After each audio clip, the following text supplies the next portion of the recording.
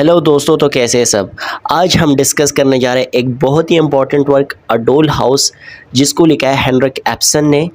आज हम इस वीडियो में अ डोल हाउस को डिस्कस करेंगे। बहुत ही आसान अल्फाज में समझाने की कोशिश की है। वीडियो को समझने के लिए शुरू से आखिर तक ज़रूर देखिएगा। तो दोस्तों, इस वीडियो में हम अ डोल हाउस की समरी, एक्सप्लेनेशन और मेन थीम्स पढ़ेंगे। लेकिन जिस तरह हम बाकी वीडियोस में भी करते हैं, वीडियो को स्टार्ट करने से पहले हम थोड़ा बहुत हेनरिक एप्सन के बारे में डिस्कस करते हैं। हेनरिक एप्सन जो है वो 20 मार्च 1828 को पैदा हुए एंड 23 मई 1906 को उसकी डेथ हुई। उसका ताल्लुक़ एक हाई क्लास से था और वो रह रहा था नॉर्वे में। 15 साल की उम्र से उसने प्ले राइटिंग स्टार्ट किए और लोगों ने इसके वर्क को पसंद किया। लोग जो है हेनरिक एप्सन के वर्क को शेक्सपियर के वर्क के साथ कंपेयर करते थे। ये डोल हाउस जो है ये 3 एक्ट्स पे मुश्तमिल है। इसकी जो सेटिंग है वो नॉर्वेजियन टाउन है और इसमें जो है हेनरिक एप्सन ने उस टाइम के वुमेन्स की कंडीशन बयान की है, जो उसके टाइम में जो वुमेन्स पाई जाती है। उस टाइम में वुमेन्स के साथ जैसा सलूक हो रहा था, तो हेनरिक एप्सन ने इस प्ले में उस टाइम की वुमेन्स को प्रेजेंट किया है। और इसमें जो है हेनरिक एप्सन ने 1879 में जो वुमेन का कंडीशन था नॉर्वे में, उस कंडीशन पे बात की है कि वुमेन्स को जो है उस टाइम किन मुश्किलात का सामना था और कौन सी ऐसे मुश्किलात और प्रॉब्लम्स थे जिनकी वजह से फीमेल्स जो है उनको लाइफ में बढ़ने में बहुत सारे डिफ़िकल्टीज़ फेश आ रही थी। ये तो था थोड़ा बहुत हेनरिक एप्सन और डोल हाउस के बारे में। अब शुरू करते हैं समरी को। सो दोस्तों, ये प्ले जो है ये फेमिनिज़म के बारे में है। जिस तरह आप लोगों को बता चुका हूँ कि ये प्ले जो है 3 एक्ट्स पे मुश्तमिल है और प्ले की शुरुआत जो है वो क्रिसमस लास्ट नाइट से होती है।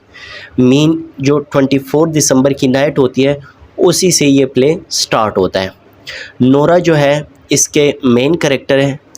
नोरा इस घर में एंटर होती है, सही है, बहुत खुशी के साथ अपने घर में एंट्री मारती है और उसके हाथ में कुछ पैकेजेस होते हैं, कुछ शॉपर होते हैं, शॉपिंग बैग्स होते हैं और उसके साथ जो है वो एंट्री मारती है।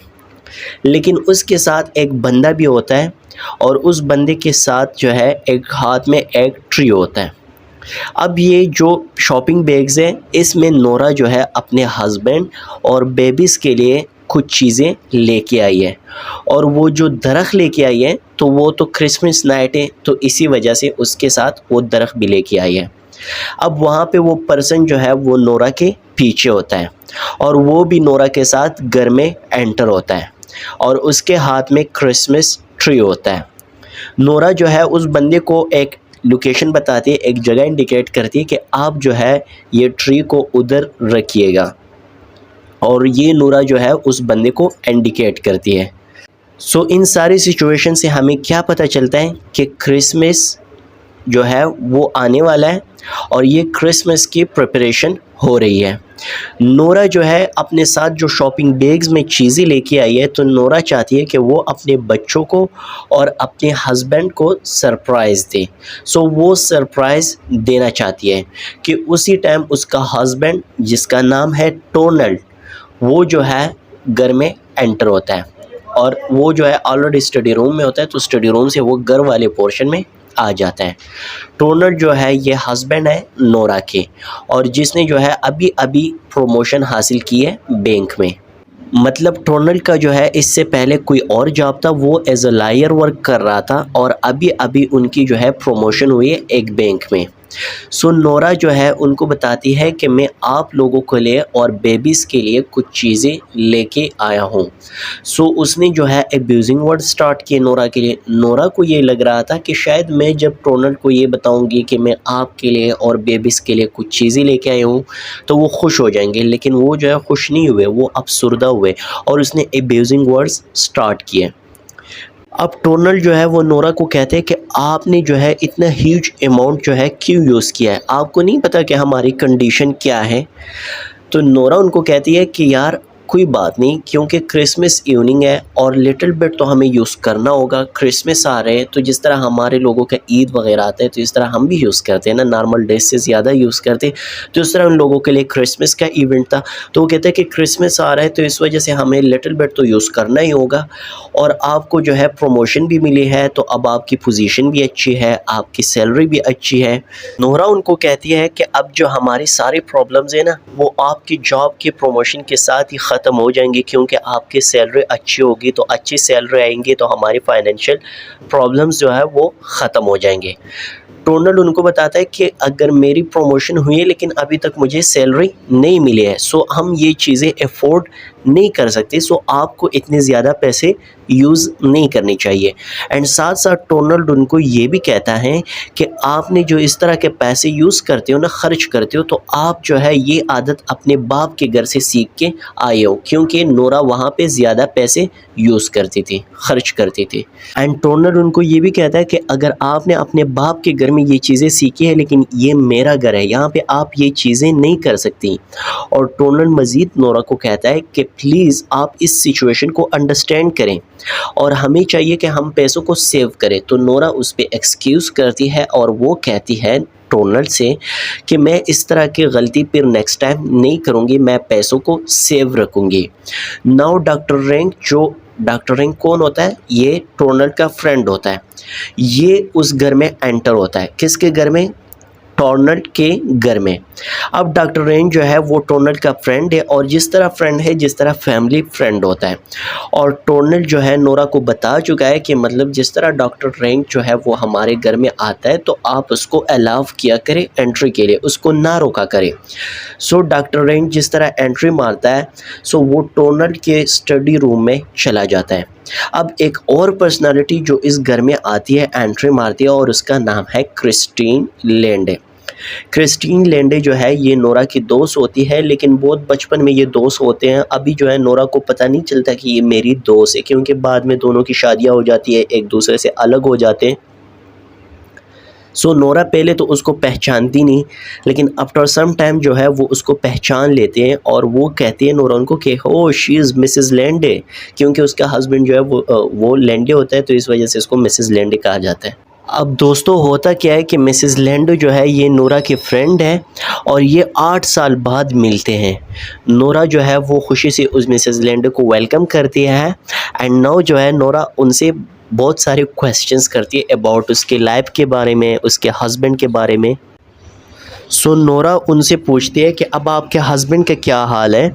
तो मिसेस लेंडे उनको बताती है कि उसकी तो डेथ हो गई है। तो नोरा पूछती कब? तो मिसेस लेंडे जो है वो उनको बताती है कि बिफोर 3 इयर्स वो जो है इस दुनिया से चले गए। नोरा जो है उनको कहती है कि मतलब ये तो बहुत अफसोस की बात है, जिस तरह हम आम डेज़ में करते हैं। नोरा जो है उनसे पूछती है कि क्या वो आपके लिए कोई वेल्थ वगैरह, कोई पैसे वगैरह छोड़ के गए हैं। तो मिसेस लेंडे उनको बताती है कि नहीं, कोई पैसा वगैरह नहीं छोड़ के गए हैं। अब मिसेस लेंडे जो है वो उसको बताती है अपने स्ट्रगल के बारे में कि मैंने अपने भाइयों के लिए और अपनी मदर के लिए कितना स्ट्रगल किया है, लेकिन अभी जो है मिसेस लेंडे बताती है कि मेरे भाई जो है वो ख़ुद कमा रहे हैं, और मेरी मदर जो है वो भी इस दुनिया से चली गई है।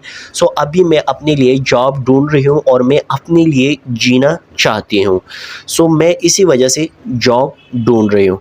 नाउ मिसेस लेंडे जो है वो नोरा से बात पूछती है, सही है। अब नोरा ने तो उनसे पूछ लिया उनके हस्बैंड के बारे में, उनके जॉब्स के बारे में, सब कुछ। अब उसकी बारी है। मिसेस लेंडे भी चाहती है कि मुझे नोरा के बारे में पता चले कि उसकी लाइफ में क्या चल रहा है। और मिसेस लेंडे साथ ये भी बताती है नोरा को आप तो स्कूल टाइम में बहुत पैसे खर्च कर रही थी, तो अभी आपका क्या सिचुएशन है। नोरा उनको बताती है कि मेरे हस्बैंड को भी यही शिकवा है, एंड वो भी यही कहता है कि मैं ज़्यादा पैसे खर्च करती हूँ।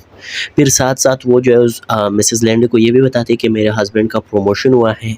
तो मिसेस लेंडे उनको कंग्रेट्स करती है और बताती है कि आपका हस्बैंड जो है अभी इतना अच्छा जॉब करता है, सही है, सो फिर तो मेरे लिए जॉब भी दे सकता है, सही है, मिसेस लेंडे उसको कहते हैं। फिर साथ नोरा उनको ये भी बताती है कि मैंने भी जो है सिर्फ ये प्रॉब्लम्स आपने फेस नहीं किए, बट मैंने भी ऐसी तरह बहुत सारे प्रॉब्लम्स फेस किए। क्योंकि जब टोनल जो है हमारी शादी के बाद टोनल बीमार हुआ तो डॉक्टर ने उसको कहा कि इसको जो है आप एक दूसरी कंट्री में शिफ्ट करें जहाँ पे मौसम गर्म हो। सही है। तो कहते हैं कि उसी दिन जो है हमारे पास फाइनेंशियल इश्यूज़ थे और हमारे पास पैसे नहीं थे। हमारे पास पैसे नहीं थे, लेकिन डॉक्टर ने कहा कि आप लोगों को इटली जाना ज़रूरी है क्योंकि ये टोनल के सेहत के लिए बहुत ज़रूरी है। मैंने जो है पैसे जो है अपने बाबा से लिए और वहाँ पे चले गए और इसके बाद जो है टोनल जो है वो ठीक हो गया। और कहती है कि मैंने भी इसी तरह ये सारे प्रॉब्लम्स फेस किए हैं। अब मिसेस लैंड फिर अगेन उसको कहते हैं कि नहीं, आपने फिर भी इतने मसले फेस नहीं किए जितने मैंने किए। नोरा जो है एक्साइटमेंट में आके उसको कहते हैं कि नहीं, मैंने भी सेम इसी तरह मसाइल से मैं भी दो चार हुई हूँ और वो इसी तरह कि मैंने आपको झूठ बोला और झूठ ये बोला कि मैंने जो कहा कि जो पैसे मैंने बैंक से अरेंज किया, बाबा से अरेंज किए थे, तो वो मैंने जो है आपसे झूठ बोला। वो पैसे मैंने बैंक से सॉरी बाबा से नहीं, बल्कि मैंने वो पैसे बैंक से बारो किए थे। और इसके बाद मैंने बहुत सारे जॉब्स किए, बहुत सारे पैसे सेविंग किए। उन सेविंग्स में से मैं वो इंस्टॉलमेंट्स देती रही और इसी तरह मैंने बड़ी मुश्किल से अपने हस्बैंड की लाइफ के सेव कर दिया। कहती है कि मैं भी इसी तरह सिचुएशन से गुजरी हूँ। सिर्फ आप जो है इस तरह की सिचुएशन से नहीं गुजरी। अब ये बातें चल रही थी कि इसी दौरान जो है एक और करेक्टर जो है प्ले का, जिसका नाम क्रॉक्स्टेड है, वो एंट्री मारता है और ये जो है हम कह सकते हैं कि वो विलन है स्टोरी का। क्रॉक्स्टेड जो है ये टोर्नेट का फ्रेंड होता है और ये दोनों साथ बैंक में काम कर रहे होते हैं। क्रॉक्स्टेड जो है वो घर पे एंट्री मारता है और नोरा जो है उनको बताते हैं कि टोर्नेट जो है वो अपने रूम में है, आप लोग भी उसके स्टडी रूम में चले जाएं। जैसे क्रॉक्स्टेड जो है वो उधर चला जाता है, मिसेस लैंडे जो है वो नोरा से पूछती है कि ये कौन था। नोरा उसको कहती है कि ये जो है मेरे हस्बैंड के फ्रेंड है। नोरा उनको बताती है कि उसकी जो वाइफ है वो उसकी डेथ हुई है और इसके जो है बहुत सारे चिल्ड्रंस हैं और ये अकेले घर पे रह रहे हैं। अब मिसेस लैंडी जो है ये क्रॉक्स्टेड को पहले से जानती है, तो मिसेस लैंडी उनको कहती है कि ये पहले से बहुत चेंज हो गया है। नोरा उनसे पूछती है कि आप इसको कैसे जानते हो। अब मिसेस लैंडे जो है वो नोरा को बताती है कि बस इस टॉपिक को छोड़ ही दे, इस पर डिस्कस ही नहीं करते। और साथ ही जो है वो तीनों बंदे, मतलब मिसेस लैंडे क्रॉक्स्टेड, टॉर्नेल्ड और डॉक्टर रिंग, ये तीनों जो है ये स्टडी रूम से बाहर आ जाते हैं। अब दोस्तों होता ये कि नोरा जो है वो मिसेस लैंडे को जो है इंट्रोड्यूस करवाता है अपने हस्बैंड के साथ कि ये मेरी फ्रेंड है और ये जो है इसको जॉब की ज़रूरत है आपके बैंक में। टॉर्नेल्ड उनको बताते हैं कि मैं अपना ट्राई करूँगा कि इसको जॉब मिल जाए। अब सारे जो है वहाँ से चले जाते हैं। नोरा जो है अपने घर पे अकेली होती है और नोरा जो है अपने बच्चों के साथ खेल रही होती है कि इतने में जो है क्रॉक्स्टेड एंटर होता है और नोरा जो है बहुत परेशान हो जाती है। नोरा उनको कहती है कि मेरा हस्बैंड जो है वो घर पे नहीं है, आप चली जाए। वो कहता है कि मैंने आपके हस्बैंड से बात नहीं करनी, बल्कि मैंने आपके साथ ही बात करनी है। और वो कहता है कि मैं जो है आपसे ये बात ज़रूर शेयर करूँगा। अब क्रॉक्स्टेड नोरा को बोलती है कि आपको जैसे कि पता है कि मैं और आपके हस्बैंड दोस्त हैं, लेकिन अभी जो है उसका रवैया मेरे साथ बहुत चेंज हो गया और वो मेरे साथ अच्छे तरीके से बात नहीं करता और वो मुझे जॉब से निकालना चाहता है। वो नोरा उनको कहती है कि मैं क्या कर सकती हूँ। क्रॉक्स्टेड उनको बोलता है कि आप ऐसा करें कि आप अपने हस्बैंड से बोलें कि वो मुझे इस जॉब से ना निकाले और मुझे जॉब पे रखे। तो नोरा उनको बताती है कि ये आपके और आप लोगों का बैंक का मसला है, तो ये आप दोनों उधर जाके डिस्कस करें, आप दोनों का मसला आप दोनों जाने और आपका काम जाने। वो उनको कहता है कि नहीं, ये जो है बैंक प्रॉब्लम है, लेकिन मैं जो है आप वाला सीक्रेट जो है वो शेयर करूंगा अगर आपने मेरी अप्रोच नहीं की। और वो नोरा को ब्लैकमेल करता है, क्योंकि नोरा ने जो बैंक से लोन लिया था तो उसने चुपके जो है अपने बाबा का सिग्नेचर किया था कि ये मेरे बाबा के सिग्नेचर है, हालांकि उसके बाबा की डेथ हुई होती है एक दिन पहले। वो सिग्नेचर जो होता है वो झूठा होता है और उसी टाइम क्रॉक्स्टेड को पता चल जाता है कि ये सिग्नेचर जो है ये झूठा है। अब जो है क्रॉक्स्टेड जो है वो नोरा को ब्लैकमेल करता है कि अगर आप मेरे लिए सिफारिश नहीं करोगी तो मैं आपकी सीक्रेट जो है वो आउट कर दूंगी। एंड क्रॉक्स्टेड उसको बोलता है कि मेरे पास उसके एविडेंस भी है कि वो सिग्नेचर सब कुछ झूठ था। अब नोरा जो है परेशान हो जाती है, वो क्रॉक्स्टेड को कहते हैं कि आप क्या चाहते हो। क्रॉक्स्टेड उनको कहता है कि मैं कुछ भी नहीं चाहता, बस मेरी जॉब जो है उसको रहना चाहिए, मतलब मेरी जॉब कंटिन्यू रहे, मतलब मेरी जॉब ख़त्म ना हो जाए। नोरा जो है अपने हस्बैंड से बात कर लेती है और बात करके उसका हस्बैंड रिजेक्ट करता है। सही है, नोरा कोशिश करती कि मेरा हस्बैंड बात मान ले, लेकिन वो मानने के लिए तैयार नहीं होता। क्रॉकस्टेड ने तो उनको बताया होता है कि अगर मेरी जॉब सेव नहीं हुई, आपके हस्बैंड ने मुझे जॉब से निकाला, तो फिर मैं जो भी करूँगा तो उसके रिस्पॉन्सिबल आप खुद होगी। अब नोरा यहाँ पे इसलिए ब्लैकमेल होती है क्योंकि वो नहीं चाहती कि मेरे हस्बैंड को पता चले कि मैंने उसकी लाइफ के लिए कितने हर्डल्स फेस किए, क्योंकि मेरे हस्बैंड हर्ट हो जाएंगे। अब नोरा के बहुत पॉजिटिव माइंडसेट होता है और इसी वजह से वो ब्लैकमेल होती है। अब टर्नर जो है वो तो एक्सेप्ट नहीं करता रिक्वेस्ट को, और क्रिसमस इवनिंग पे जो है क्रस्टेड जो है वो अगेन आ जाता है और कहता है कि मैंने आपके हस्बैंड को लेटर लिखा है। अब ये लेटर में इसमें ये लिखा होता है कि वो जो लोन वगैरह सब कुछ था वो नोरा ने लिया था और उस पर झूठे सिग्नेचर किए थे सब कुछ। अब मिसेस लैंडे जो है वो नोरा से पूछती है कि ये बंदा क्यों आया था। सो नोरा जो उनको सब कुछ बता देती है। सो मिसेस लैंडे जो है वो उसको कहती है कि मैं उससे बात करता हूँ, और ये जो है नोरा उनको फोर्स करती कि नहीं बस आप बात ना करें, क्योंकि शाम तक तो उसको लेटर पहुंच गया होगा टोनर को, अब इस बात करने का कोई फ़ायदा नहीं है। अब मिसेस लैंडे क्या करती है कि वो जाके क्रॉस्टेड को लालच देती है। लालच क्या होता है कि मैं आपसे शादी कर लूँगी, मैं जॉब करूँगी, तो आप जॉब करें ना करें हमें कोई फ़र्क नहीं पड़ता, मैं कमाऊँगी बस वही काफ़ी है। अब क्रॉस्टेड जो है इस ऑफ़र को एक्सेप्ट करता है, लेकिन साथ में वो कहता है कि वो इसकी ऑफ़र का अब कोई फ़ायदा नहीं, क्योंकि मैं तो ऑलरेडी वो लेटर लिख चुका हूँ। मिसेस लैंड उनको बोलती है कि आप वो लेटर ना दें। क्रॉस्टेड बोलता है कि मैं तो ऑलरेडी दे चुका हूँ। सही है, तो मिसेस लैंड उनको कहते हैं कि चले कोई बात नहीं, अगर आप वो लेटर दे चुके हो तो आप दूसरा लेटर लिख दें कि वो सब कुछ झूठ था। तो क्रॉस्टेड दूसरा लेटर लिखता है। अब जैसे ही लेटर फर्स्ट वाला लेटर जो है वो टर्नल को पहुंचता है तो वो नोरा का इंसल्ट करता है, इसके लिए अब्यूजिंग वर्ड्स यूज़ करते हैं, गुस्सा करता है। और जैसे ही ये सब कुछ चल रहा होता है तो सेकंड लेटर भी आ जाता है जिसमें क्रॉकस्टेड जो है वो माफ़ी मांगता है। अब टर्नल जो है वो उस लेटर को भी पढ़ता है और पहले वाले पे तो उसने गुस्सा किया होता है। अब वो नोरा से माफ़ी मांगता है कि मुझे माफ़ करें, और नोरा उनको बताती है कि नहीं, मैं अब आपको माफ़ नहीं करूँगी क्योंकि आपने मेरा इंसल्ट किया है। और नोरा लास्ट पे जो है ये वर्ड्स बोलती है कि आई एम नॉट योर डोल, मैं आपकी डोल नहीं हूँ, जैसे आप चलाना चाहे तो मैं ऐसे ही चलूँगी। और वो घर छोड़ के चली जाती है। होप सो कि आप लोगों को ये वीडियो पसंद भी आएगा एंड समझ भी आएगा। अगर अभी तक आप लोगों ने मेरे चैनल को सब्सक्राइब नहीं किया तो चैनल को सब्सक्राइब करें एंड वीडियो को लाइक ज़रूर कीजिए। शुक्रिया।